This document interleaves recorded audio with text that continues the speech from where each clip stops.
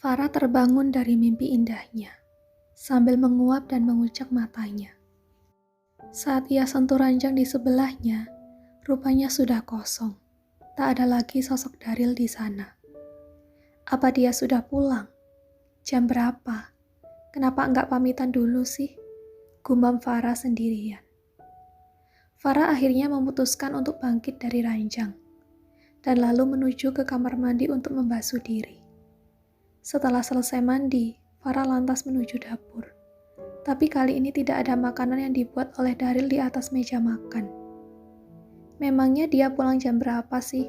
Tumben gak masak dulu sebelum pergi. Kembali Farah bergumam karena tak tahu Daryl pergi jam berapa. Farah akhirnya memutuskan untuk sarapan dengan beberapa lembar roti juga selai.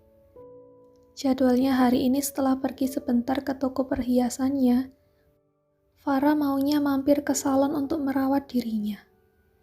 Sambil sarapan, Farah men-scroll layar gawainya, membuka akun sosial media. Baru saja ia membukanya, namun foto Aryan sudah terpampang nyata di halaman beranda. Di foto tersebut, Aryan tampak dewasa, dengan cambang tipis yang menghiasi pipi. Rambut yang di sebelah samping dengan rapi. Pasti tak akan ada yang percaya kalau Aryan ini adalah seorang supir. Apalagi posisi fotonya yang di dalam mobil, membuat Aryan mirip seperti pengusaha kaya raya. Farah langsung mengklik gambar like pada foto tersebut. Tipeku banget kamu, seandainya ada cowok dewasa seperti kamu yang mengejar-ngejar aku. Pasti aku nggak nolak kalau diajak nikah. Asal punya banyak tabungan dan warisan. Farah nyengir, mengingat lagi sifat materialistis dirinya. Hidup harus nyata, kalau apa-apa perlu uang. Jangan mau kalau cuma modal tampang, tapi dompet kosong. Gawai milik Farah bergetar menandakan pesan masuk. Ia segera melihat dan membacanya. Rupanya dari Daryl. Daryl, sudah bangun, sudah sarapan. Farah, sudah, ini lagi sarapan roti. Tadi kamu jam berapa pulang dari apartemenku? Daryl, lupa jam berapa, aku ada meeting, jadi pagi-pagi sudah pergi. Farah, oh oke. Tak ada balasan pesan lagi dari Daryl. Pemuda itu memang datang tiba-tiba dan pulang juga tiba-tiba. Jadi Farah tak mau ambil pusing, yang penting hidupnya aman sejahtera. Urusan disayang oleh berondong itu adalah nilai plusnya. Uwe, suara Tania yang sedang mual-mual menjadi peneman suara musik lembut di toko perhiasan milik Farah.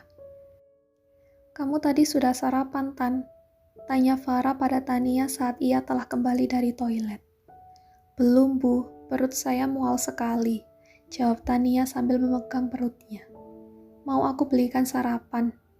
Nggak usah, Bu, kalau saya sarapan malah perut ini jadi tambah mual. Emangnya begitu kalau orang hamil ya? Ya tergantung, nggak semua begitu. Ada yang hamil biasa-biasa aja, Bu. Farah menganggukkan kepalanya. Apa kamu mau izin istirahat aja di rumah? Saya nggak tega lihat kamu bolak-balik ke kamar mandi dari tadi cuma untuk muntah. Kasian. Nggak perlu, Bu, saya bisa tahan kok. Biasanya cuma pagi aja yang begini. Kalau siang atau sore hampir gak pernah mual, Bu. Jelas Tania. Tania lalu duduk sebentar untuk meminum air putih yang diberikan oleh Farah. Apa menikah itu enak? Tanya Farah tiba-tiba. Biasa aja sih, Bu. Ya, nggak melulu bahagia, pasti ada cekcoknya juga. Tapi setidaknya kamu jadi punya partner dan gak sendirian. Apalagi sebentar lagi ada calon bayi kamu, ucap Farah. Iya sih, Bu, makanya saya bilang gak melulu bahagia, pasti ada cocoknya. Semua sudah diporsi, Bu, jelas Tania. Kalau ibu pengen tahu rasanya, makanya cepetan nikah sama Pak Daryl. Farah menghela napasnya dengan berat.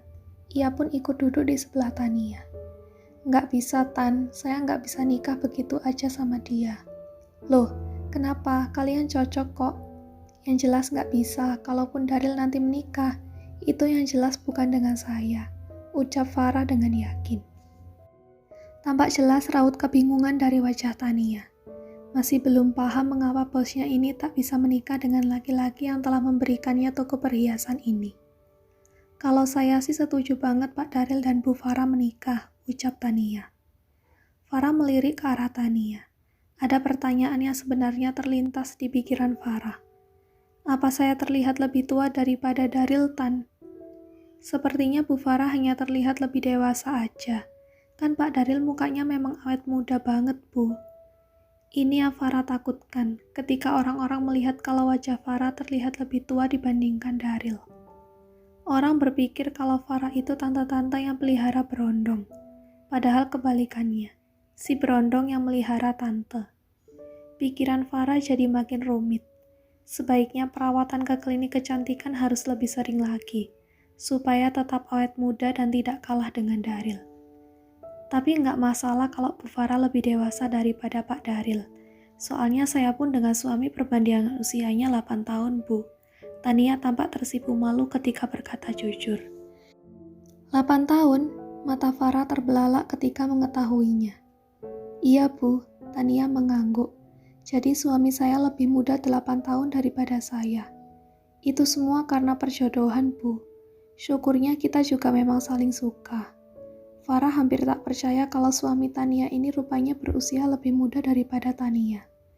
Pasalnya, Farah pernah bertemu dengan suami Tania tersebut saat menjemput Tania. Tapi tak terlihat kalau lebih muda, mereka malah terlihat seperti seumuran. Beda cerita kalau dengan Daryl.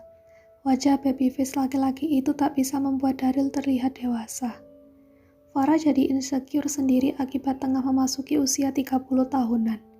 Sepertinya Farah harus segera melakukan perawatan rutin, supaya tak terlihat makin tua daripada Daryl. Saya harus perawatan wajah, Tan. Bahaya untuk beberapa tahun ke depan. Meresahkan, ucap Farah sambil tampak berpikir. Bu, di ujung jalan besar dekat sini ada klinik kecantikan yang terkenal itu, Bu. Ini cabang barunya. Kalau nggak salah namanya Klinik Natur. Ibu pernah dengar nggak? Klinik Natur, pernah saya dengar. Itu klinik terkenal, jadi ada cabangnya dekat sini. Ada, Bu, baru opening. Coba saja Ibu mampir ke sana nanti. Mana tahu kalau cocok, Bu, biar makin glowing. Terus Pak Daryl makin kelepek-kelepek deh, canda Tania. Tak lama wajah Tania kembali berubah jadi masam. Ia pun meringis dan segera berlarian ke kamar mandi untuk muntah lagi. Sementara menunggu Tania di kamar mandi, Farah mencoba searching di Google tentang klinik yang dikatakan oleh Tania barusan. Muncul beberapa informasi tentang klinik kecantikan yang rupanya pemiliknya seorang campuran Indo-Belanda dan telah memiliki ratusan cabang di Indonesia. Keren. Sebelumnya, Farah memang sering mendengar nama klinik ini. Namun karena lokasinya yang jauh, kadang membuat Farah malas untuk pergi. Tapi kini berhubung ada cabang yang dekat begini, Farah pun ingin segera mampir, supaya bisa tetap cantik dan awet muda.